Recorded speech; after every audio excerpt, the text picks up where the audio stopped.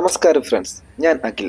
ഇന്ന് നമ്മൾ പോകുന്നത് വടകരയിൽ നിന്ന് പാലക്കാട്ടേക്ക് ഒരു യാത്രയാണ്. ഈ യാത്രയിൽ പാലക്കാടിന്റെ മനോഹരമായ സ്ഥലങ്ങൾ നമുക്ക് ഒരുമിച്ച് കാണാം. Let's go.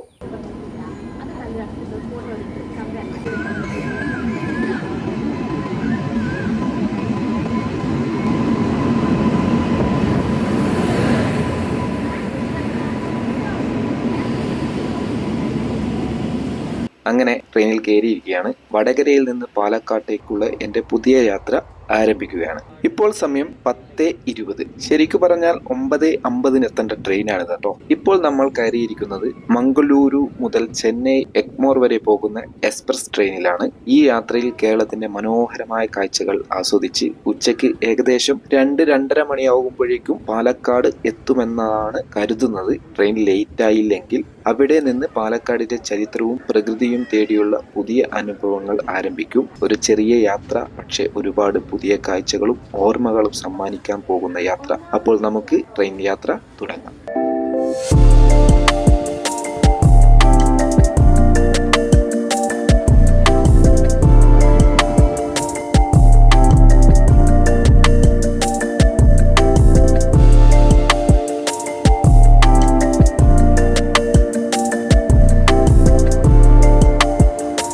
നമ്മൾ പട്ടാമ്പി സ്റ്റേഷൻ പിന്നിട്ടു.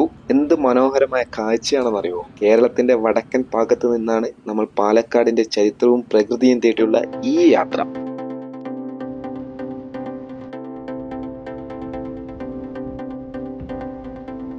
അങ്ങനെ നമ്മൾ കാരക്കാട് റെയിൽവേ സ്റ്റേഷന്റെ തൊട്ടടുത്ത് പിടിച്ചിട്ടോ. നമ്മളെ ട്രെയിൻ ക്രോസിംഗ് ഉണ്ടാവും. കുറച്ച് ലേറ്റ് ആണല്ലോ ട്രെയിൻ. അപ്പോൾ ക്രോസിംഗിന്റെ ഒരു സമയം ക്രമീകരിക്കാൻ വേണ്ടിയിട്ട് ഇവിടെ പിടിച്ചിട്ടിരിക്കുകയാണ്.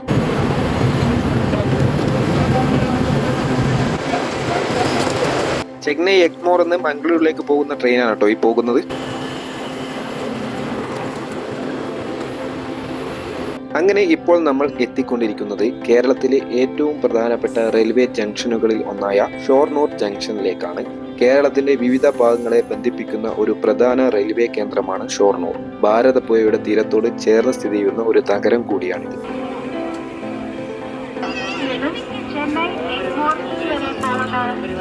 അങ്ങനെ ഇവിടെ നിന്ന് നമ്മുടെ യാത്ര പാലക്കാട്ടേക്ക് തുടരുകയാണ്.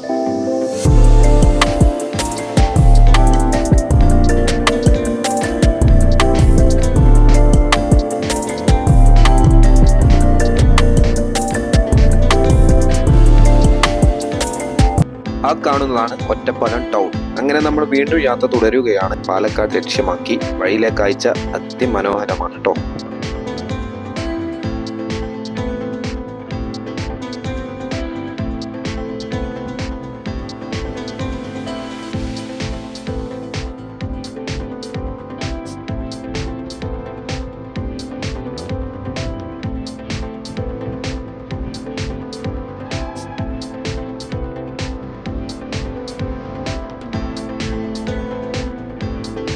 അങ്ങനെ നമ്മൾ പാലക്കാട് ജംഗ്ഷനിൽ സുരക്ഷിതമായി എത്തിക്കൊണ്ടിരിക്കുകയാണ്. അപ്പോൾ ഇതാണ് പാലക്കാട് ജംഗ്ഷൻ റെയിൽവേ സ്റ്റേഷൻ. ഇനി നമുക്ക് പാലക്കാട് കാഴ്ചകൾ കണ്ടറിയാനുള്ള സമയമാണ്. ഏകദേശം 3 മണിയായി. 1.5 മണിക്കൂറോളം ട്രെയിൻ ലേറ്റ് ആണ് കേട്ടോ. അങ്ങനെ നമ്മൾ പാലക്കാട് ജംഗ്ഷനിൽ സുരക്ഷിതമായി എത്തിയിരിക്കുകയാണ്.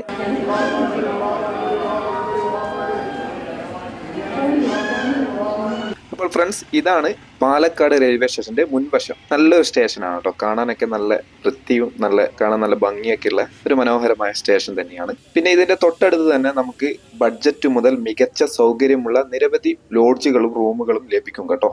അതുകൊണ്ട് തന്നെ യാത്രക്കാർക്ക് താമസിക്കാൻ സൗകര്യപ്രദമായ ഒരു സ്ഥലം കൂടിയാണിത്.